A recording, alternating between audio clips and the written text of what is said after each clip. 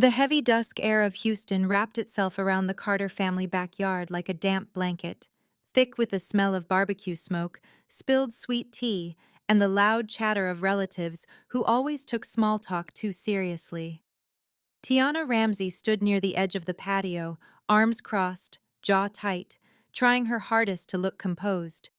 Her emerald dress shimmered under the porch lights, but her expression remained cold and distant. She kept her back straight, her chin lifted, refusing to show even a hint of weakness. Malik Ramsey, her husband, stood only a few feet away, speaking loudly with her uncles about some neighborhood dispute. He acted as if nothing had happened moments earlier. Tiana kept hearing the echo of the slap in her head. It had come out of nowhere, a flash of anger in his eyes followed by the sting that sent her vision into a brief blur. She had turned away to gather herself, but she knew her family had witnessed it. She had seen the widened eyes, the startled looks, the quick, averted gazes. And then, like a perfect chorus of denial, they all pretended that nothing had occurred. Tiana tried to breathe steadily. She tried to focus on the music humming through the speakers and the flickering lanterns hung above the yard. Whispering voices rippled behind her, soft but sharp, like tiny needles pricking the back of her neck. Every few seconds she caught someone glancing at her. Some tried to hide it, some did not bother. She felt as if she were on display, as if the evening had transformed into a silent judgment parade. Her younger sister, Kyra, approached with a smirk stretching across her face.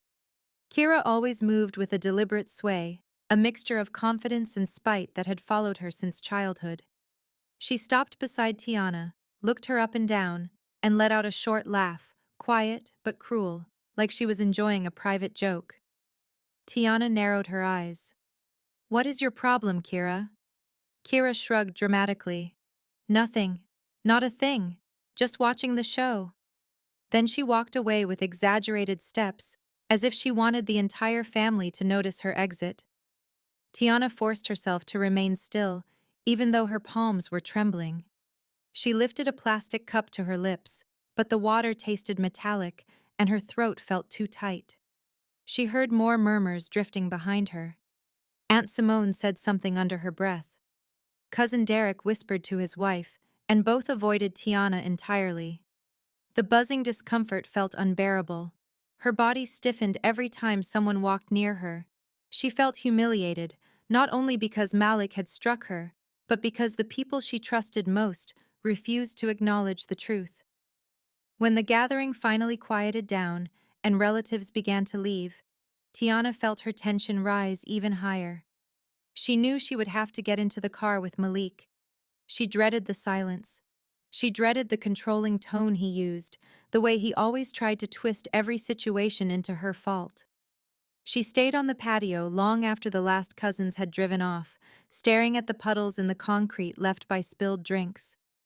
Malik walked toward her, expression calm, almost bored.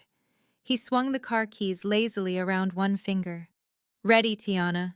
She nodded without speaking. The drive home was eerie at first.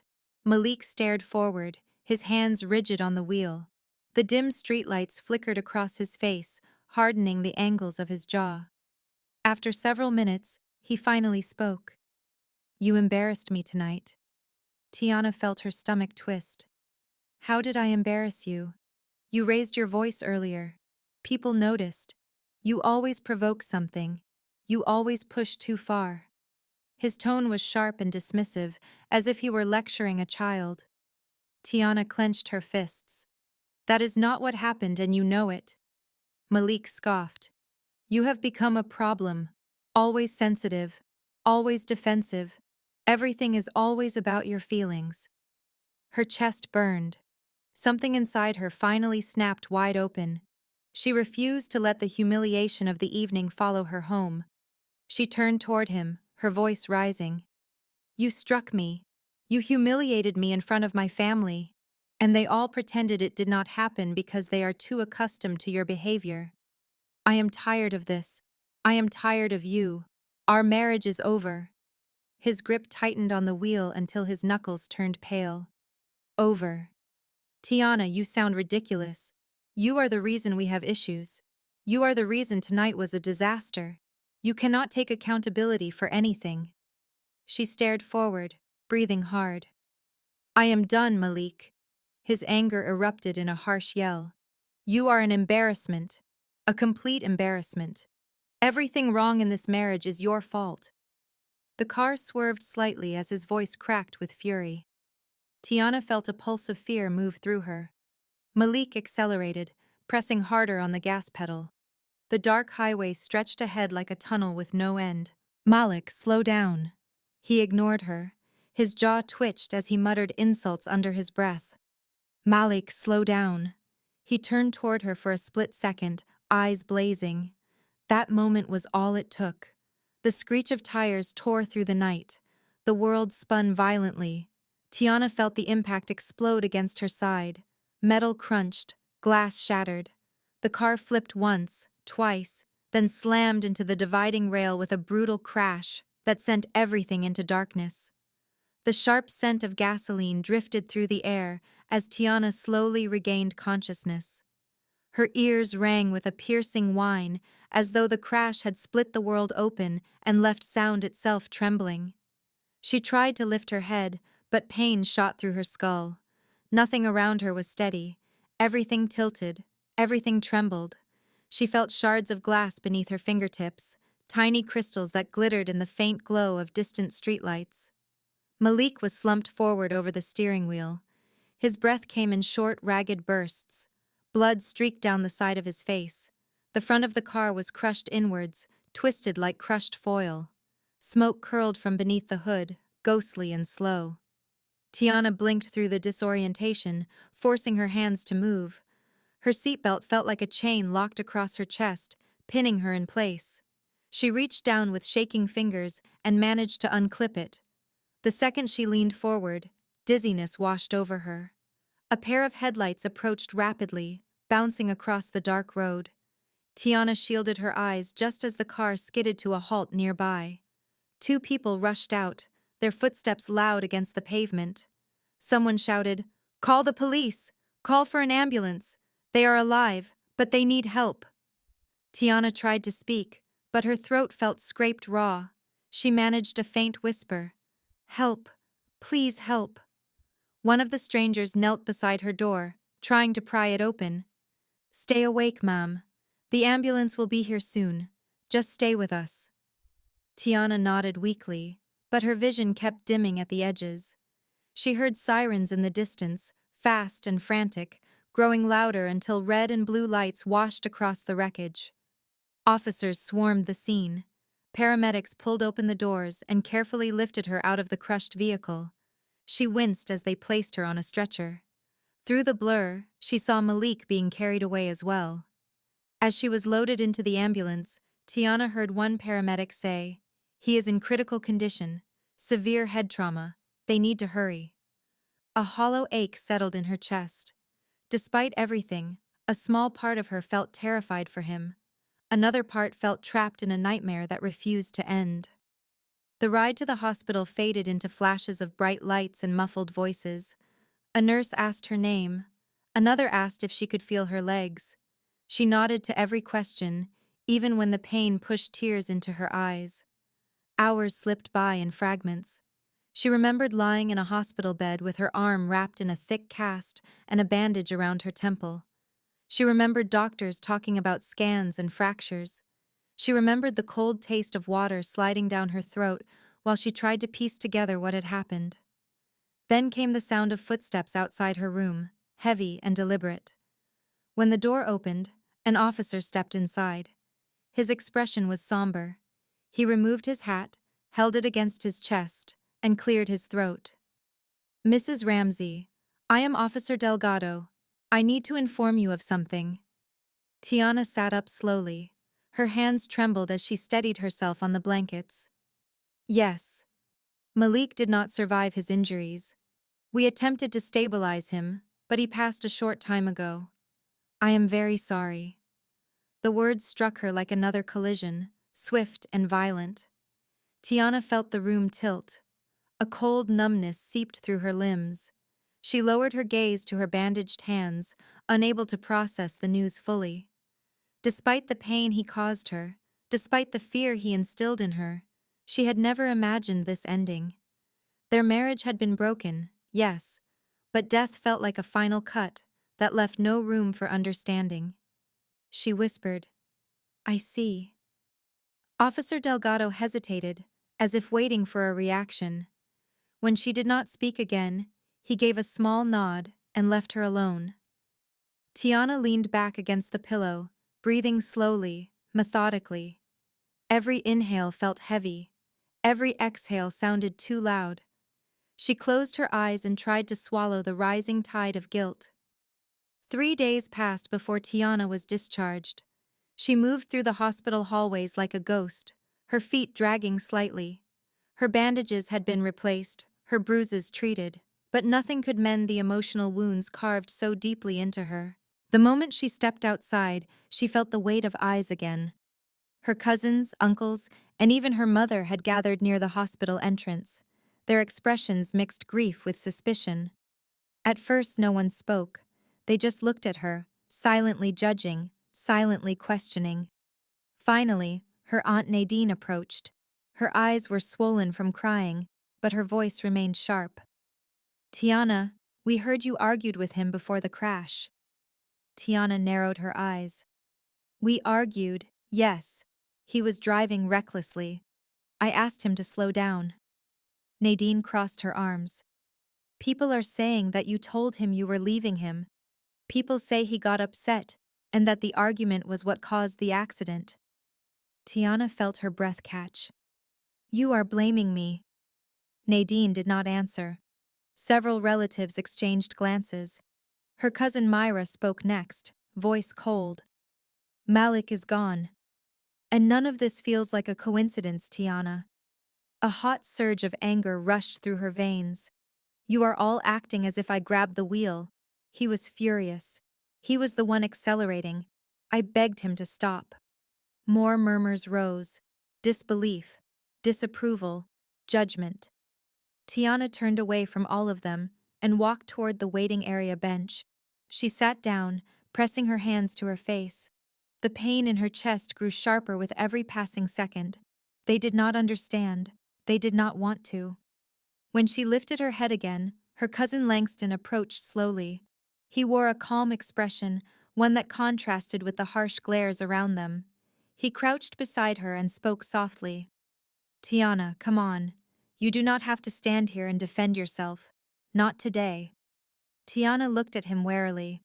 Why are they doing this? Because people do not know how to process tragedy. Blaming someone is easier than facing the truth. But this is not your fault. His voice was gentle, steady.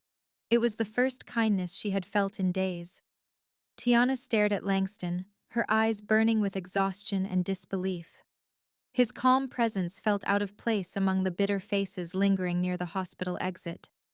For a moment she simply studied him, as if trying to determine whether his kindness was genuine or simply another form of pity.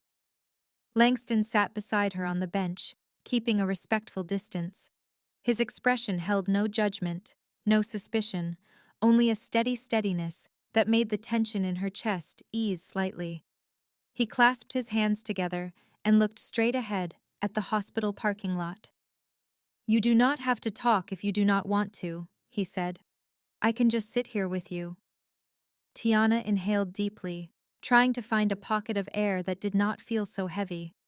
She watched the lights of a passing ambulance flash across the pavement and disappear into the night.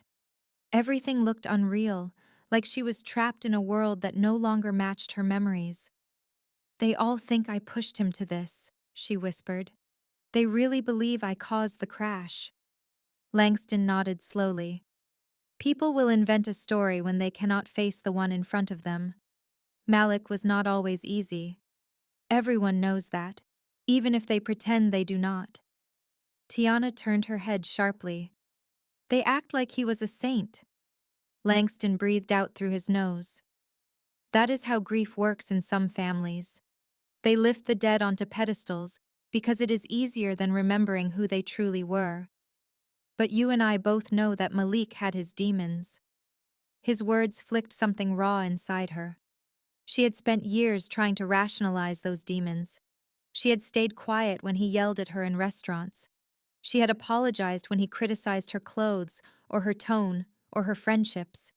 She had excused the first time he shoved her, convincing herself that stress caused it. She had hidden bruises under scarves, long sleeves, and carefully applied makeup. And her family had seen glimpses. They had heard raised voices at past gatherings. They had witnessed cold silences between the couple.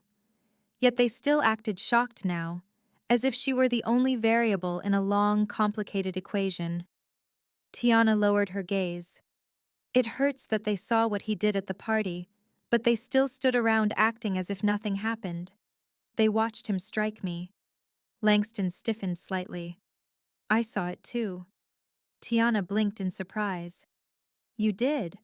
I was on the porch steps. I saw everything, and I saw how everyone else reacted. He shook his head slowly. They avoided it because acknowledging it would force them to admit how long they ignored the truth. Silence drifted between them, heavy but not suffocating. Tiana felt a tremor move through her, a mixture of anger and relief. Someone had seen it. Someone had actually seen her. Her shoulder throbbed, reminding her of the crash. She touched the bandage near her collarbone. I do not know how to move forward. I feel lost, confused, guilty, angry, all at the same time. And the moment I stepped outside that hospital door, everyone treated me like I destroyed their world. Langston rested his elbows on his knees and looked down at the pavement. You survived something that many people cannot imagine. That does not make you a villain. That makes you human. You stood up for yourself in that car. You told him the truth. That is not a crime. Footsteps approached, interrupting their conversation. Tiana stiffened as her mother, Lorraine, walked toward them. Her face was tight, her lips pressed into a thin line. Tiana, we are leaving, Lorraine said, her tone sharp, clipped. You can come home with us until you recover. Tiana froze. Home with them meant weeks of whispered comments, sideways glances, hushed phone calls in the next room. It meant more scrutiny she could not handle. I think I need space, Tiana responded quietly. Lorraine looked offended. Space. After everything that just happened, you want space. Langston straightened. Lorraine, she needs time. Lorraine ignored him. Tiana, you need guidance. After the way things ended with Malik, it is not wise to be alone. People are talking. People are concerned about your mental state. Tiana stared at her mother in disbelief. You are concerned about appearances. That is what you mean. Lorraine bristled. You are emotional. You are not thinking clearly. Tiana felt the anger simmer again. I am thinking more clearly than I have in years. Lorraine crossed her arms. I will not stand here and argue with you. Come with us. Tiana hesitated, her breath trembling. Langston leaned slightly toward her, his voice low. You do not have to go if you do not want to. Lorraine shot him a cold glare. You are a cousin, not her guardian. She needs her family. Langston met her glare without backing down. Family is supposed to support, not suffocate. She needs comfort, not confrontation. Lorraine scoffed. Comfort. That is what you call this. She waves a hand at the bandages wrapped around Tiana. Her husband is gone, and you sit here encouraging her to isolate herself. Tiana stood slowly, her body tense. She faced her mother head-on.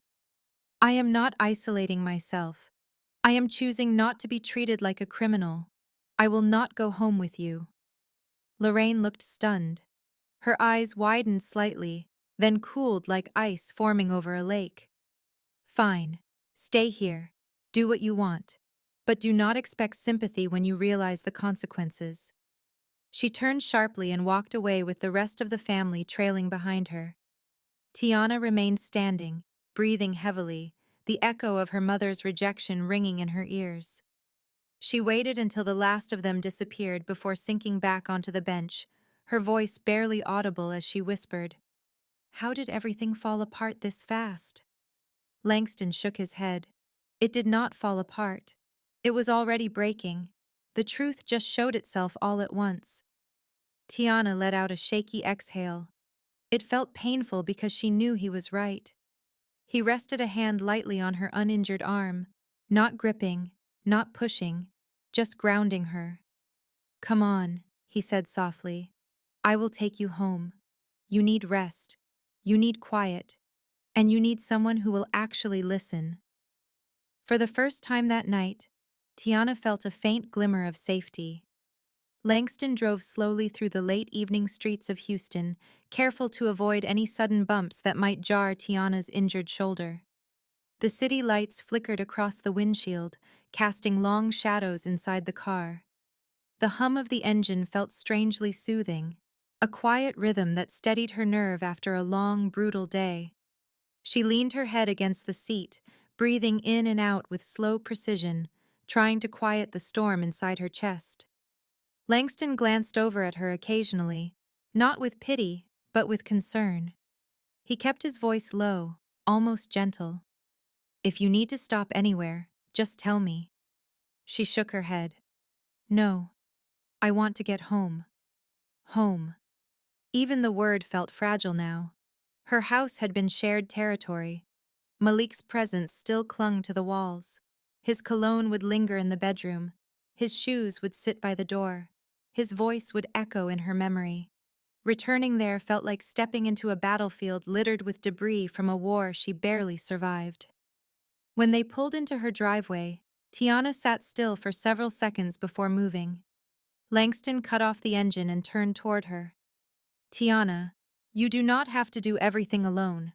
I can help you inside. Or I can stay in the car if that is what you need. Say the word." She opened the car door slowly. "I will be fine. I just need a minute." Langston nodded and walked around to help her out gently. When she stood on the driveway, the warm night air wrapped around her. She stared at her house, a quiet suburban home with a soft glow from the porch light. It should have felt comforting. Instead, it felt heavy, like a space filled with unfinished arguments and bitter truths. She unlocked the door, stepped inside, and froze. The faint scent of Malik's aftershave hit her instantly. The living room looked exactly as they had left it. His jacket hung on the back of the couch. His half-finished glass of iced tea sat on the coffee table. A pair of his shoes remained near the rug, angled outward, as if he had just kicked them off hours earlier. Langston stood behind her. "You do not have to stay here tonight if it feels overwhelming." Tiana shook her head. "If I avoid it now, I will avoid it forever. I need to face it." She walked further inside, her steps slow. The house felt like a museum of tension, every object holding pieces of stories she did not want to revisit. She touched the side of the couch where Malik often sat watching television. She glanced toward the kitchen where they had once shared meals that turned into arguments. She looked down the hallway toward the bedroom they shared, feeling her breath tighten. Langston stayed near the doorway, giving her space.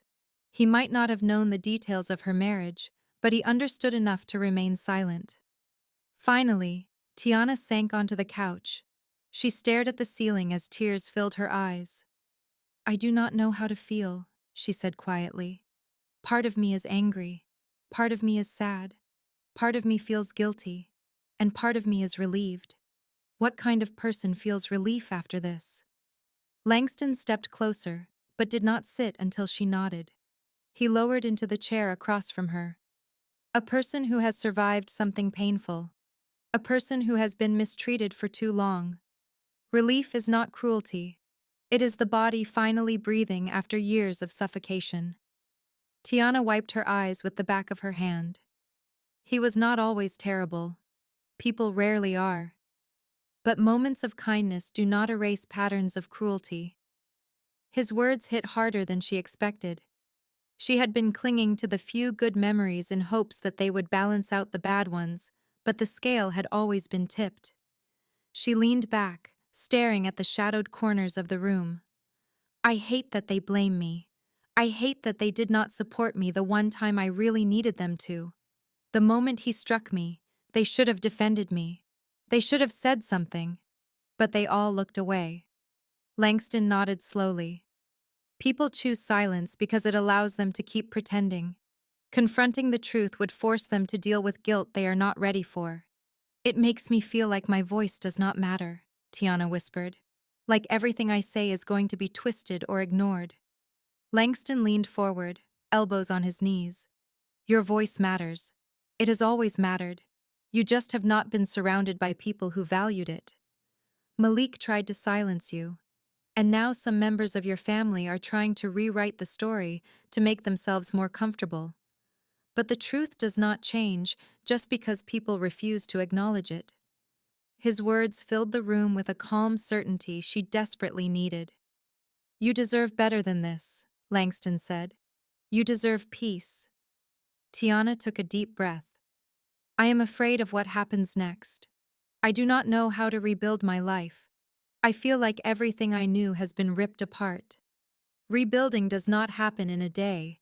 It starts with accepting that you survived something traumatic. It continues with choosing one small step forward at a time. She looked at him. Why are you doing this? Why are you helping me? Langston hesitated for a moment, then answered honestly.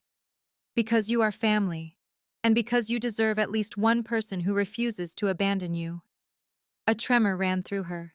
His sincerity cut through the fog that had surrounded her since the accident. Tiana closed her eyes for a moment. When she reopened them, Langston was watching her patiently. She exhaled slowly. Thank you for being here.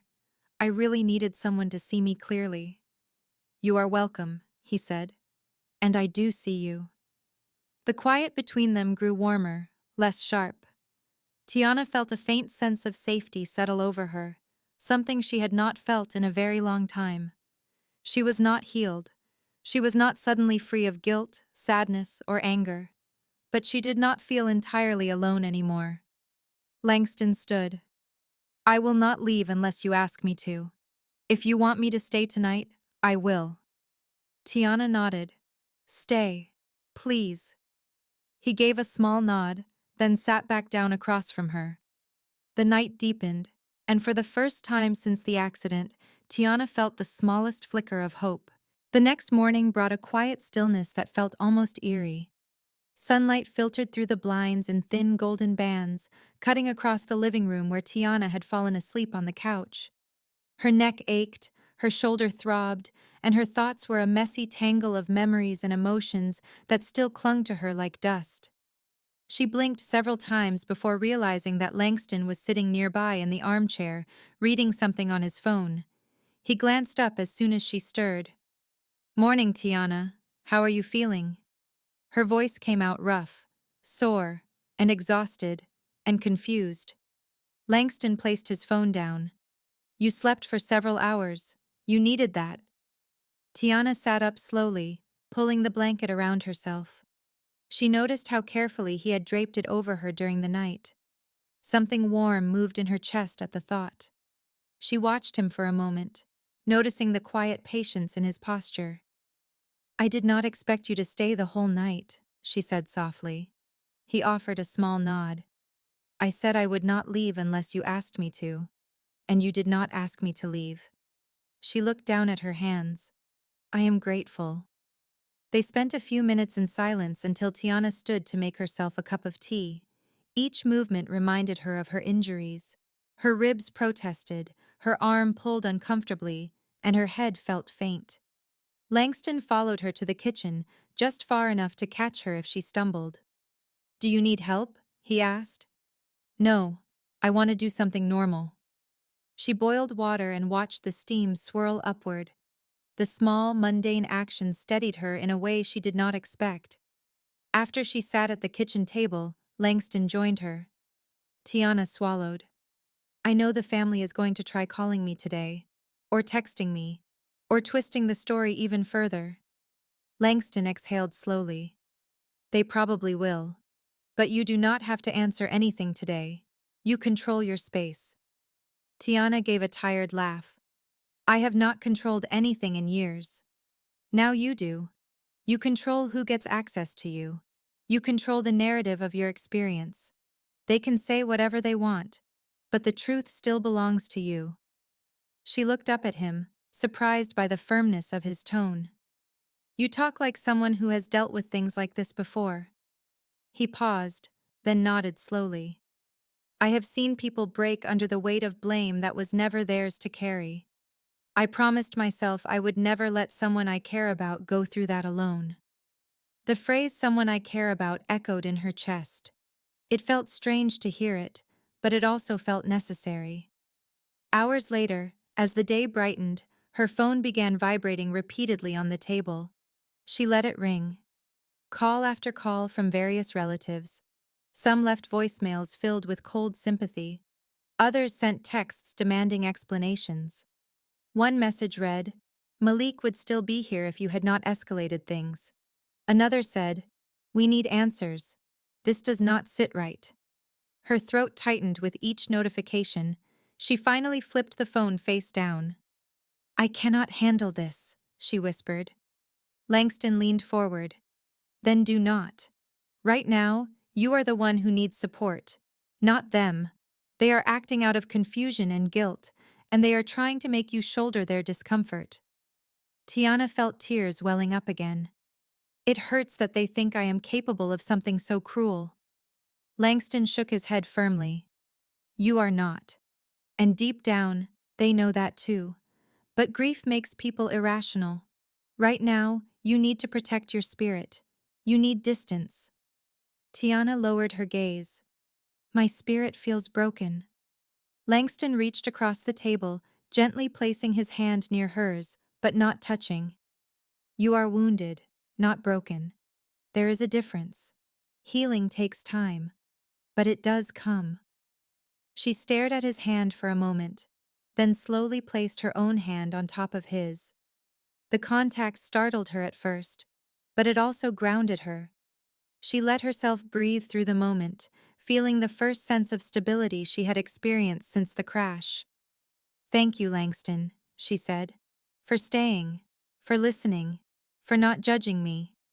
He offered a faint smile. "You deserve compassion." She hesitated. "I am not used to it." "Then it is time you learn what it feels like." Later that afternoon, Langston helped her sort through a few essential tasks. She needed to arrange time off from work, schedule a follow-up medical appointment, and gather her insurance information for the hospital. Each task left her drained, but Langston remained steady through every step. When they finished, she sat on the couch again while he tidied up the kitchen. Watching him wash dishes that were not even his made something shift inside her. She had not realized how accustomed she had become to doing everything alone or under scrutiny. After a while, she said, "Langston, can you sit with me for a moment?" He dried his hands and took a seat beside her, though he kept a respectful amount of space between them. "What is on your mind, Tiana?" She hesitated, unsure how to say what she felt.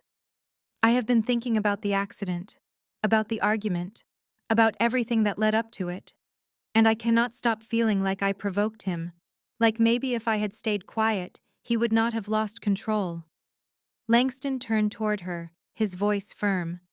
"No, do not take responsibility for his actions." Malik chose how he responded. "You did not make him raise his hand. You did not make him speed. You told him to slow down. You asked him to stop. You tried to protect both of you. But if I had not said I wanted to leave," she whispered, "he would not have gotten angry." Langston shook his head. "His anger was not your creation. It already lived in him long before that moment. You finally drew a line, and he reacted badly. That is not your fault. It is not your burden." Tiana lowered her head into her hands. "Then why does it hurt so much?" "Because you are grieving the version of your life you hoped for. Because you are grieving the part of yourself that stayed silent to survive. And because you are grieving what could have been if things had been different." Tiana lifted her gaze slowly, and Langston met her eyes with steady compassion. She felt something in her chest unclench, something that had been locked away for years. She whispered, I do not know how to move forward. Langston nodded. Then let us start small. One step at a time. I will stay by your side as long as you need me to. You are not alone in this. For the first time, Tiana believed him. The following days moved slowly, like thick syrup sliding down glass. Tiana spent most of her time resting, journaling on a notepad when her thoughts grew too heavy, and avoiding the flood of messages that continued pouring in from relatives who insisted on blaming her for Malik's death. Each time her phone buzzed, her stomach tightened. Yet each time she felt herself slipping into doubt, Langston was there to steady her. One evening, after a long day of silence, she finally said, I wish they would just stop. I wish they understood that I am hurting too. Langston sat beside her on the couch, arms folded thoughtfully.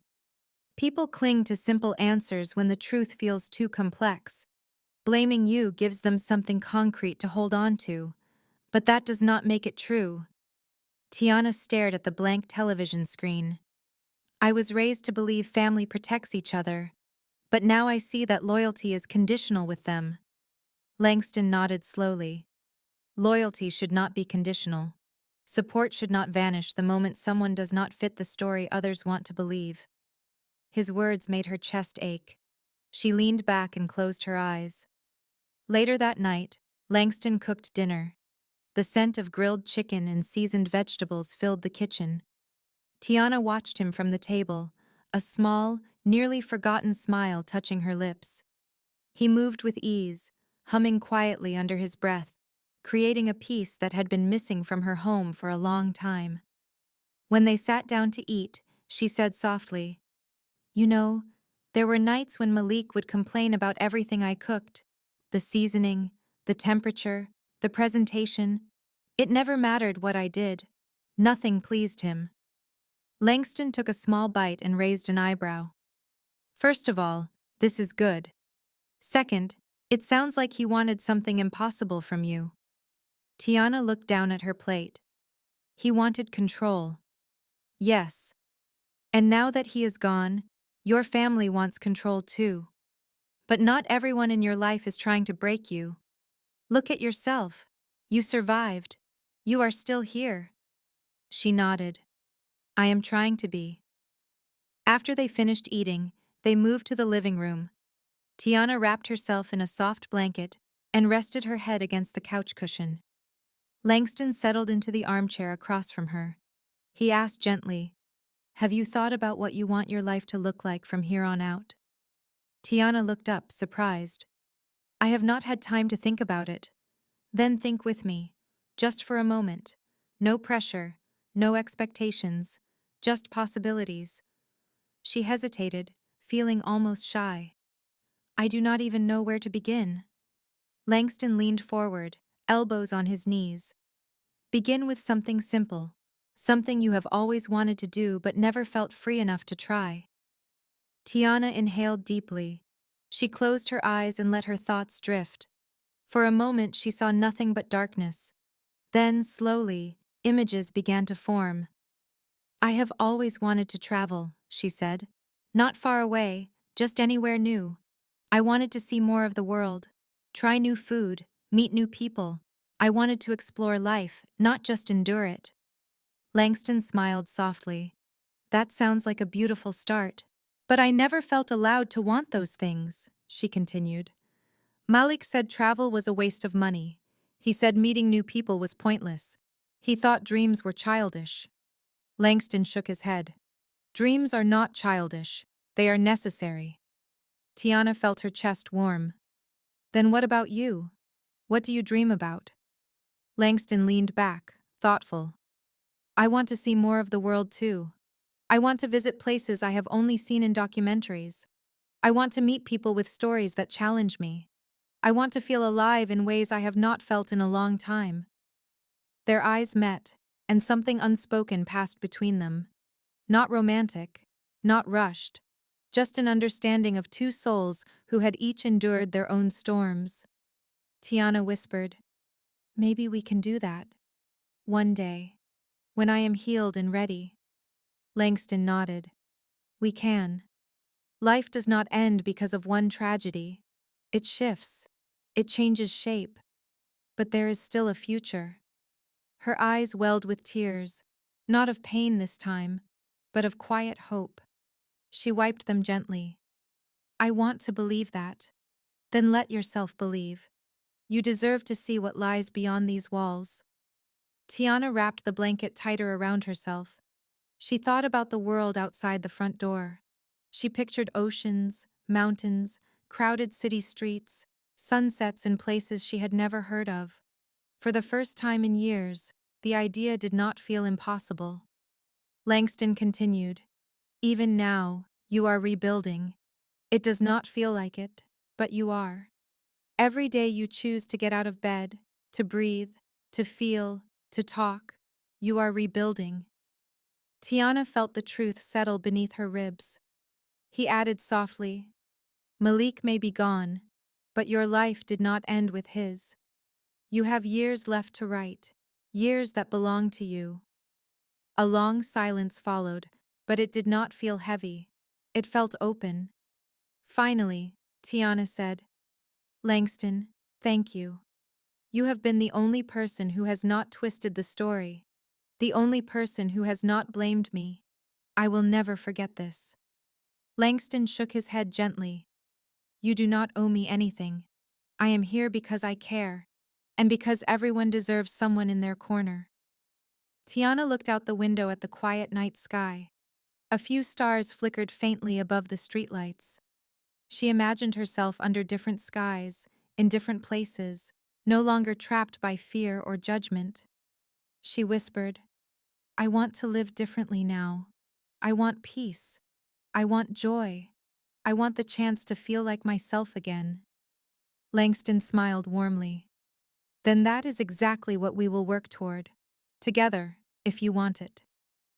Tiana felt a soft, steady sense of resolve settle in her chest. For the first time since the accident, she could see a path forward, faint but present. A future shaped not by fear or control, but by choice. Her choice. She closed her eyes and leaned back, letting herself breathe freely. In that moment, she realized she was no longer just surviving. She was beginning to live again.